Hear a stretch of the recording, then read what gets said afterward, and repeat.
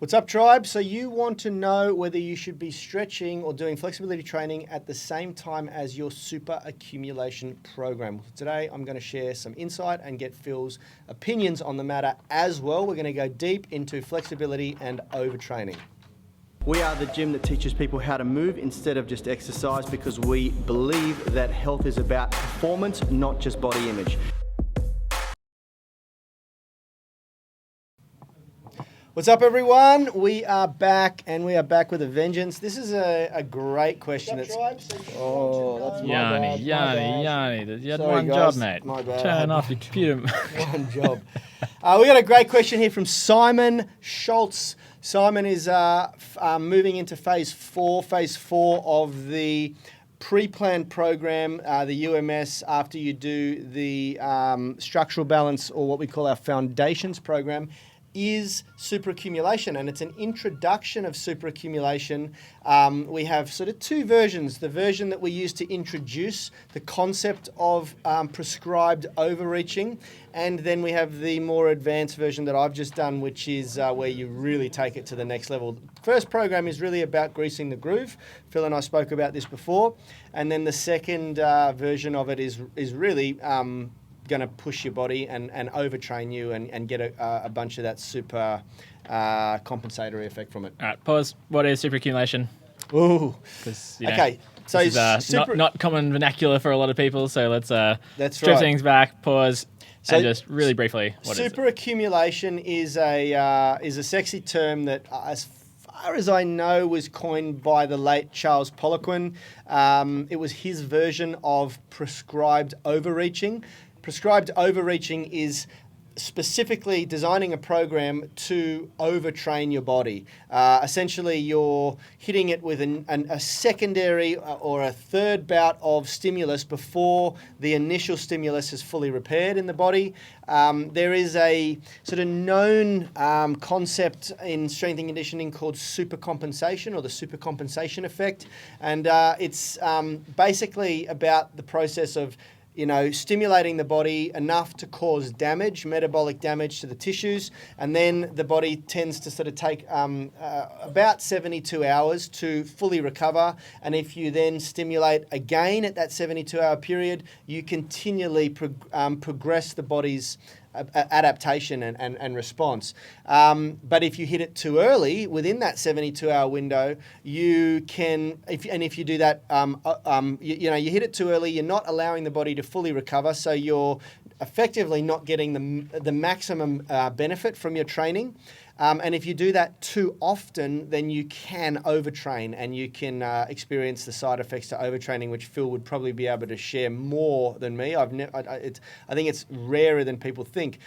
But you can use this, like anything, you can use this as a variable to sort of elicit a faster response in the body, and that's sort of what we do with prescribed overreaching. Yeah, so for people who have been following what we've been talking about for the last few months, they would have clued on that we're pretty big about load management as being one of the key things that keeps you training well, continually progressing and not getting held back by injury, because one of the, real problems with people and trying to achieve their goals is they, go really hard and then they drop off and end up being injured and take a bit of time off, and then they go really hard again because they're back to it, and then they drop off again. So I can imagine it might be a bit confusing for a few people who are listening to this and being like, hey, you've just hopped on so much about, gradually ramping things up. So how does superaccumulation fit into it? And so I think it's an important thing to acknowledge that and explain that when it comes to superaccumulation, you're definitely not starting off like this. This isn't your introductory program. As Yani said, you're starting off doing the foundations program.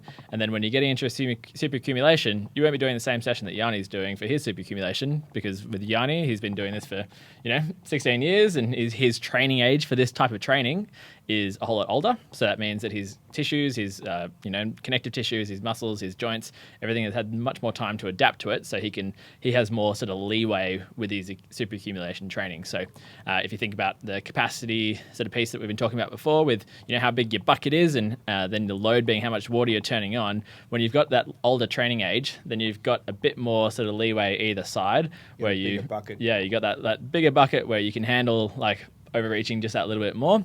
But if you're quite new to this and you haven't done overreaching before, you haven't played around with those variables of, shorter recovery times and, more frequency in your training, then you won't have that leeway. And so this first stage super-accumulation is all about just like exposing yourself to a little bit of that without just thinking, hey, I'm super-accumulation phase, I'm going to wreck myself and then, absolutely be fine. Absolutely. So that's very important. It's not my first rodeo with super-accumulation, and I will put it to you that and some of you will argue, why do we do it then after this comment? But I've probably done super-accumulation in my training age a dozen times. And out of that dozen times, I'd say 40% would have resulted in me suffering some form of an acute, maybe an overuse injury, I was going to say acute injury, but that's not true. You are, when you get to the stage where your body is, fairly well prepared for this sort of thing, you push yourself pretty hard, and it becomes a bit of a balancing act, because the results are, the first time you sort of do it, it's quite astonishing, how much strength you can gain in as little as 2 or 3 weeks. But like Phil has pointed out here, the work before that is so important. And so we introduce a sort of watered down version of the super accumulation program we call the Superhuman Strength program, that we introduce after 3 full phases. Each phase of each mesocycle is 6 weeks, so that's a minimum of 18 weeks of consistent strength training to prepare the body before we even introduce the watered down version of this. And the watered down version is designed to do 2 things, and 2 things only: introduce barbells in a safe way, and then grease the groove of the foundational barbell movements to such a degree that when you come out of that 4-week phase, you are really, really fluent.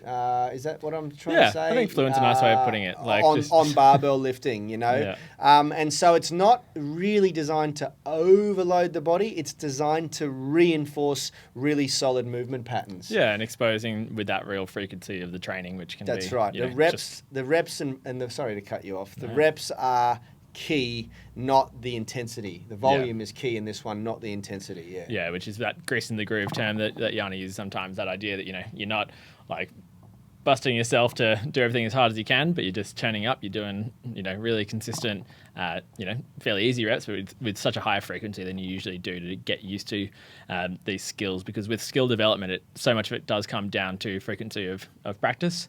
And if you can do little bits often, then you're going to get much more conditioned to these movements, and your learning process is going to be that much stronger. Now, that's only if you're learning the right stuff. So make sure when you are doing your barbell lifts, especially if you haven't done it much before, it's so useful to be getting feedback. That might be feedback from yourself, just recording yourself and having a look and seeing if things feel right or look right. But, for a lot of people out there who haven't been trained in this sort of stuff, it's, you often don't know what you're looking for. So that's where a group like this, where we've moved to, the Facebook group for this purpose, is that you can put your videos up there and people can help critique it. And you can learn so much from reading those comments and then, putting your 2 cents in about what you think, and then having other people, with that discussion. So it's such a valuable tool. And when you're doing these super accumulation phases, it's a great time to, if you spend the 2 weeks of doing this, or the advanced program, once you go beyond that concept of greasing the groove and you're really trying to overload the body, then 2 weeks is the maximum you will ever do. Yeah. So say if it's 2 weeks, if you've greased a groove that is maybe not the ideal groove, then that's a lot of time that could have been used more effectively. So make sure when you are doing this that you're really dialed in on what you're doing, and the UMS Mastermind group is just the perfect place to do that. Or better yet, the online coaching. Yeah, absolutely. Now, that is something that I want everyone to really, really, really just let marinate for a while, what we've just talked about, because it's very important. There's going to be a lot of people in here who become interested in this concept of prescribed overreaching and superhuman strength. It all sounds pretty amazing, and the results you get are pretty amazing. But, Simon, who's asked this question, he has gone through the Foundations program properly, and he's got a prior history of exercise, so he is ready to take on this next sort of phase. It's important, and we do sell the Superhuman Strength program, the entry version of it, as a standalone product to people who are trying to bust through plateaus. But the key there is that they're trying to bust through a plateau that they have experienced based on the fact that they are already doing a lot of weightlifting and a lot of strength training. And so with any type of training, there's often going to be diminishing returns. With if you keep doing the same thing, you'll progress, but you'll start to progress slower and slower. So the superhuman strength program, this overreaching, is a really useful way of, when you've started to see those diminishing returns in turning up and doing your regular thing, it's just a way of getting through that plateau, making sure you then give yourself adequate time to rest and regenerate and get stronger, and then you've kind of got a new base level that you're then starting off and working forward. So that's where it's a really that's the use case for this type of training. It's, if you keep on training regularly and you keep on seeing consistent great gains, then I wouldn't stress about doing a super-accumulation. You've already got adequate stimulus, which means that you're going to keep progressing. But if you have an adequate stimulus to keep progressing, it also means that you're really already overloading yourself and quite a lot. So if you add in super accumulation while you're already seeing consistent, pretty good gains, then you're probably more at risk than people who have plateaued. Yeah, that's exactly for right. Injury. That's exactly right. So let's make it clear who this is for. It's for people who are very consistently strength training already, who have laid their foundation through lots and lots of volume, good form, who understand how to fail properly. And by that I mean when you fail under a lift, let's take a barbell back squat for instance, the failure occurs in the muscles that you're trying to stimulate, the legs, not in your posture. If you fail in a barbell bench press, you fail in the pecs and maybe the triceps. You don't fail in losing the structure and the brace. If you fail in a deadlift, you're not failing by round backing or cat backing halfway through your lift. You're failing because you literally lose the ability to hinge in the hips. And that's very, very important. To set that foundation requires banking a lot of repetitions. I just wish that, if I could get people, everyone in the world to know one thing about training, I think that would be just such a useful thing, because you see those gym fail videos where people are just doing horrendous things, because you can see that they're the muscles that they're trying to train have failed a long time ago, or they just not they're using not even them. getting the chance. They're not getting the chance Yeah. because they just have a weak point in that movement. So yeah, that's exactly people right. could save themselves a lot of injuries if they got this sort of stuff right, and that's why I'm so I'm pushing the making sure you're greasing the right grooves in a big way. I think it's so important that you get that right, and use the program, use the Facebook group to check. I will say, and this is a big statement, 9 times out of 10, okay, let's be realistic. I reckon 70% of the time when I watch a video that someone submitted or I watch someone in the gym fail, the failure is not occurring in the right area of the body. Yeah.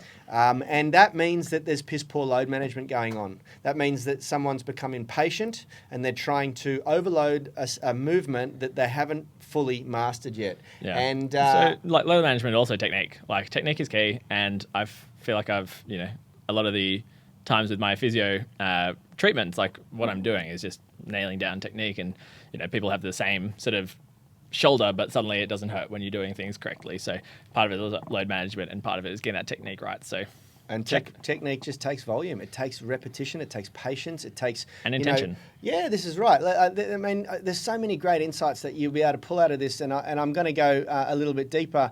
A lot of people don't understand that both in flexibility training and in strength training, the majority of the adaptation process is occurring in the central nervous system, not in the actual muscle tissue itself. Out of 6 different strength adaptations that occur when you're building strength, how many times can I say strength in the one sentence? Strength.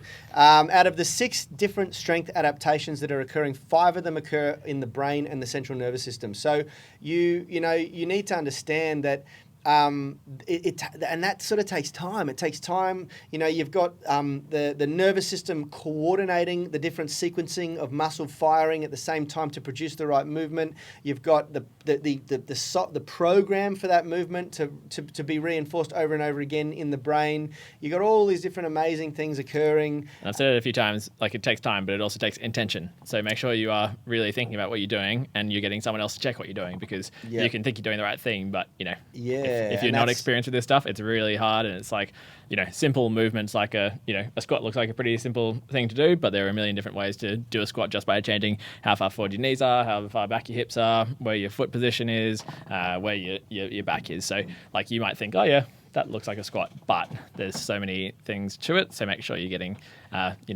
using this resource and getting it posting checked. videos. There's a great saying, and I don't remember who said it, but someone who's a coach. It could have been Christopher Summers, who's the Gymnastics Bodies founder.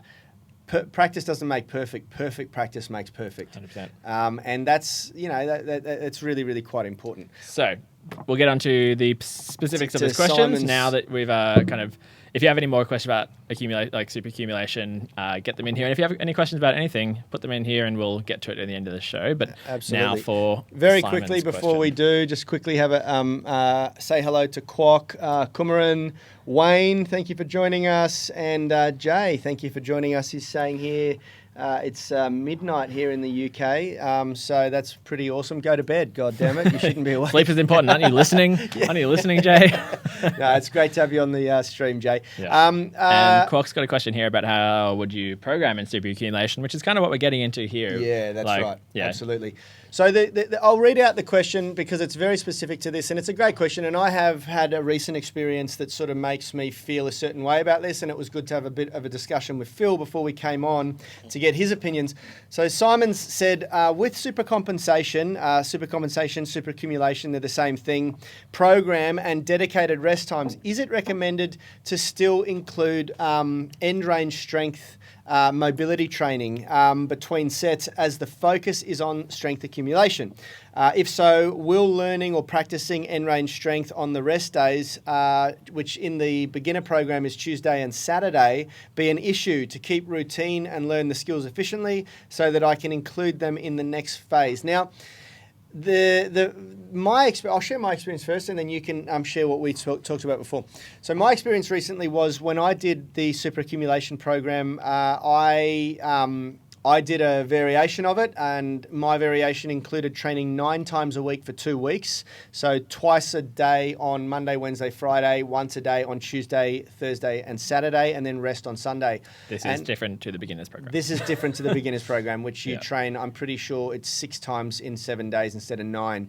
Now, I decided, because there's so much strength training, I decided not to include mobility training because, as Phil's going to talk about here, mobility training, especially the way we train it, and particularly end-range strength development, is load on the body, and you have to manage how much load you expose your body to. And so I made the choice of focusing just on the specific lifts and not doing as much mobility work between sets.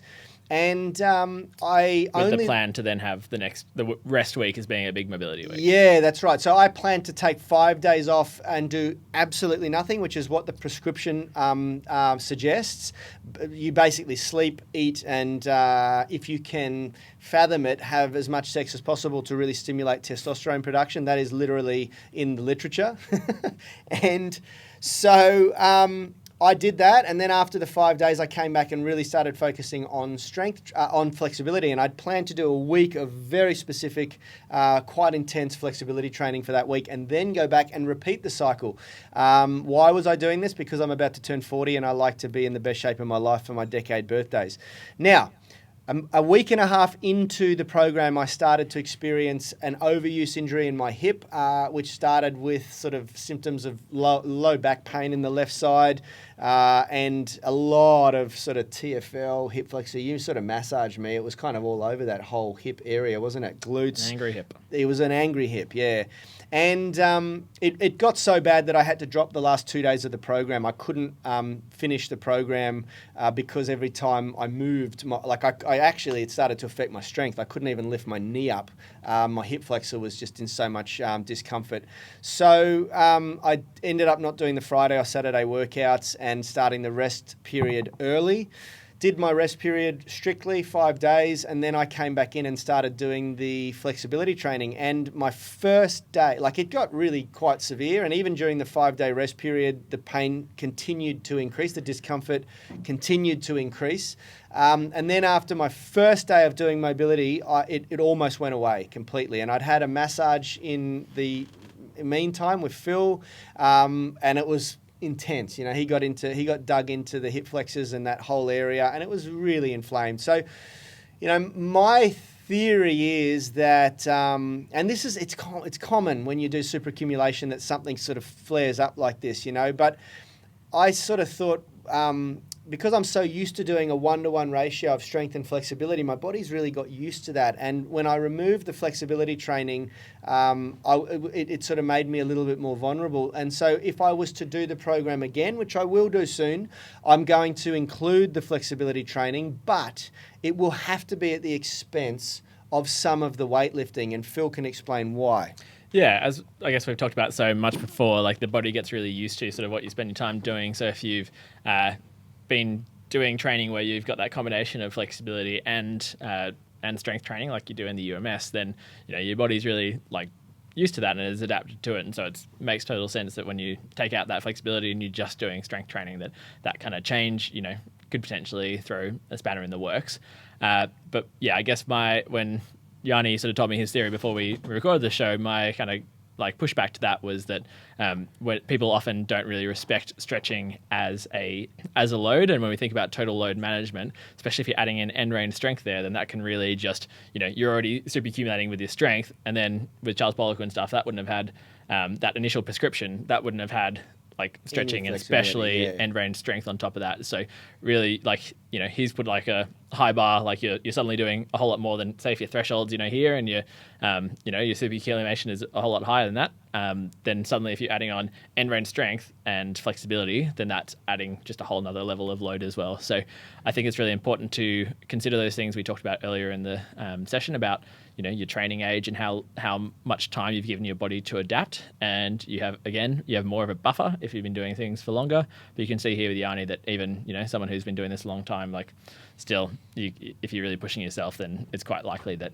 some little niggle can flare up. So I just encourage you, Simon, if you're really focused on I guess flexibility as your main goal, then doing what Yani is talking about for his next session, where he'll be like taking out a bit of the strength training to add in more of the end range strength, and that's a way of keeping that total load at a more appropriate level. But if you're really looking to use this time to get strong, then I'd leave it out but I'd recommend, even with Yani next time, keeping in low-level mobility work. So just like Rad's talked about with the difference between that stretching training versus mobility. Mobility is all about just moving your body through its available range, and I think that's that's something you didn't have in that last session. I think it's probably a nice idea just to try and I'll be honest, guys. That movement groove. I kicked myself after it because I didn't even do our regular warm-up.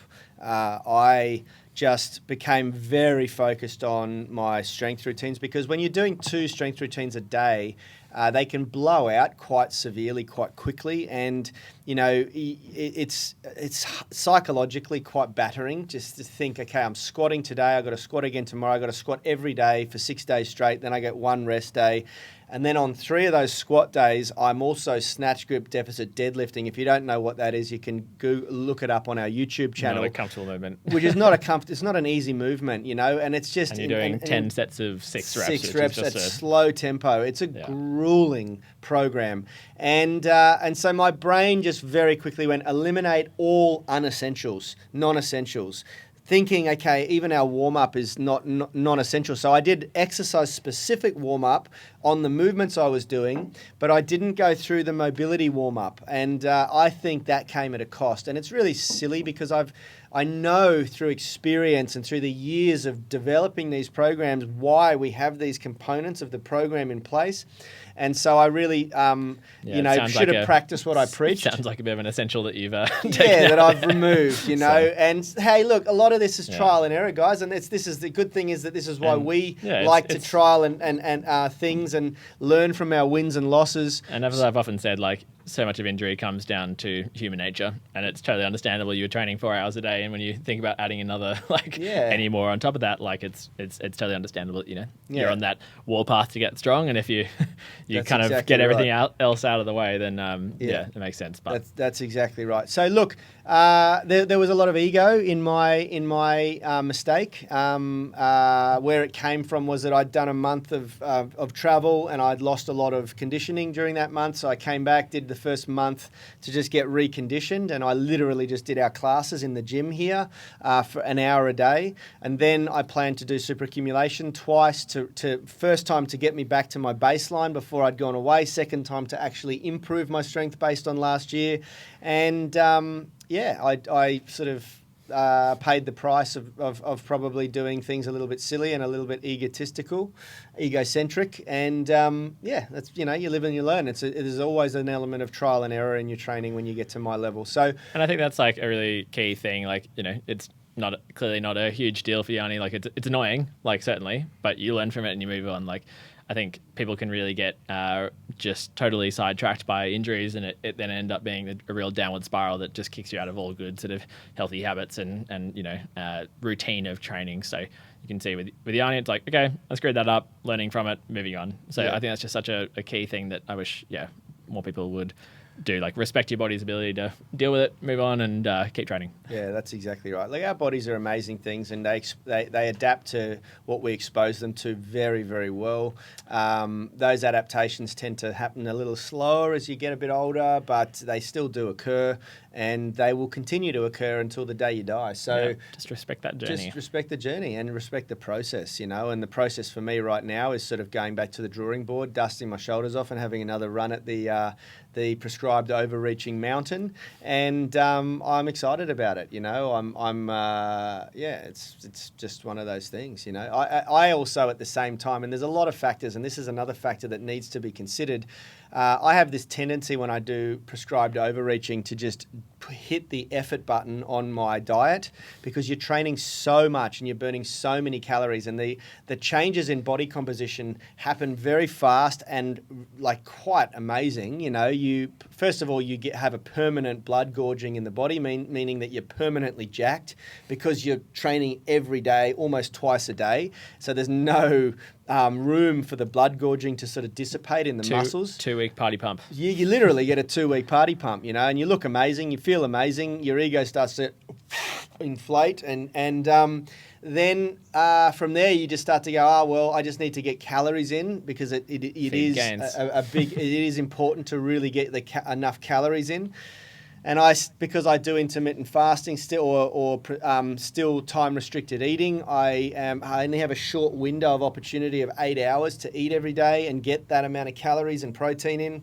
I just started eating crap. I started eating a lot more carbohydrate than I usually eat, lots of bread, started like going through loaves of Lebanese bread and hummus to just get calories in. I started to eat ice cream on the weekends, like a litre of Ben & Jerry's ice cream to get calories in. And all of that, when I spoke to Phil, he said, yeah, you're probably like seriously inflamed, like the possibility. Kind of chronic inflammation that happens when you do have these, like, for one, overtraining. Like, that's inflammation is an important part of the, how you're adapting, but that's kind of the acute inflammation of the actual exercises. But that chronic systemic inflammation from stress, sleep, diet, like, that can really start to kind of, as we've talked about in the pain science before, turn up and turn down certain signals, and Yani's in a bit of a world of hurt this week in all parts of his body, and it's likely that. Yeah, that's right. Or he might have coronavirus, could have the flu. Who knows? We'll see.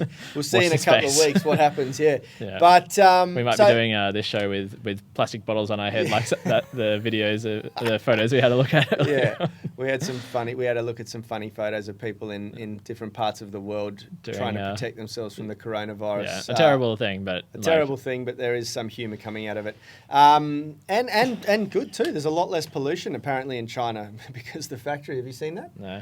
I'm deadly serious. They had this on the news last night. I digress a little bit, but the pollution in China is dramatically reducing. Yeah, right. Better air quality. Yeah, better air quality. Yeah. Nice. Anyway, okay. I don't want to digress too much. Okay, guys, that's pretty much the show. We don't have any more questions coming in. Yeah, hopefully, Kwok, that we didn't talk too much about the exact of programming here, because as you can see, the programming depends on sort of what stage you're at, and you're pretty advanced, so you're probably more on the Yani end of the spectrum if you were to do super-accumulation, whereas that would be quite different advice, and it really comes down to your sort of specifics of what your goals are and how long you've been training. So if you do need any more help with that, then hit us up, Quack, if you want, and I'll send you our my version of the super-accumulation program. I'll share it with you. Guys...